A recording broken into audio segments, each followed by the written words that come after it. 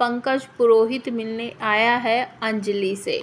अंजलि को देखकर पंकज पुरोहित को बहुत ज़्यादा खुशी हुई है। आरती अंजलि अवस्थी के सीरियल के आज रात के एपिसोड में आप सबको देखने को मिलेगा कि राखी वाले दिन पंकज पुरोहित अंजलि से मिलने आता है और उसे देखकर उसे बहुत खुशी होती है और वो ये भी कहता है कि मुझे तो बिल्कुल पता ही नहीं था कि तुम जिंदा हो और तुम्हारी एक बेटी भी है, कैसी हो तुम, इस तरीके से बहुत सारी बातें करता है। और आरती जो है वो बहुत खुश है कि पंकज पुरोहित उसके घर आए हैं और उसकी माँ को वो अच्छी तरीके से जानते हैं, वो उससे बातें कर रहे हैं। और उसके बाद आरती जो है 2-4 बातें पंकज पुरोहित को बताती है कि एक दिन बहुत सारे लोग यहाँ पर मिलने आए थे और माँ उस दिन कुछ कहना चाह रही थी, किसी को देखकर वो कुछ बोलना चाह रही थी। मुझे ऐसा लगता है कि माँ हमें कुछ बताना चाहती है, उस दिन को क्या हुआ था, कैसे हुआ था, या फिर माँ की गाड़ी का जो एक्सीडेंट वगैरह है वो किसने करवाया था, शायद माँ को पता है और वो मुझे कुछ बताना चाह रही है लेकिन मैं समझ नहीं पा रही हूँ।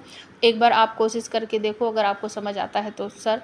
तो पंकज कहते हैं कि अच्छा ठीक है। वो अंजलि से पूछते हैं कि क्या तुम मुझे कुछ बताना चाहती हो, क्या तुमने कुछ देखा था उस एक्सीडेंट में, क्या हुआ था, या किसी का चेहरा तुम्हें याद है जो वहाँ तुम्हें आसपास दिखाई दिया हो। तो जो अंजलि होती है वो अपने पलके हिलाकर इशारा करती है कि हाँ ना का। और उसके बाद जो पंकज पुरोहित है वो आरती से पूछते हैं कि उस दिन किसको देखकर घबरा रही थी या किसको देखकर कुछ बोलने की कोशिश कर रही थी। तो आरती सोचने के बाद बताती है कि युवराज सिंह को देखकर शायद माँ उस दिन कुछ बोलने की कोशिश कर रही थी। तो पंकज पुरोहित सोचते हैं कि शायद अंजलि के एक्सीडेंट में हो सकता है कि युवराज और उसके परिवार का कुछ हाथ हो। और उसके बाद आरती जो है वो फ़ोन करती है वेद के पास और उससे 2-4 बातें करती है, गाड़ी वगैरह के बारे में पूछती है कि वो गाड़ी किसकी थी, कहाँ थी, उसके बारे में आपको पता चला का।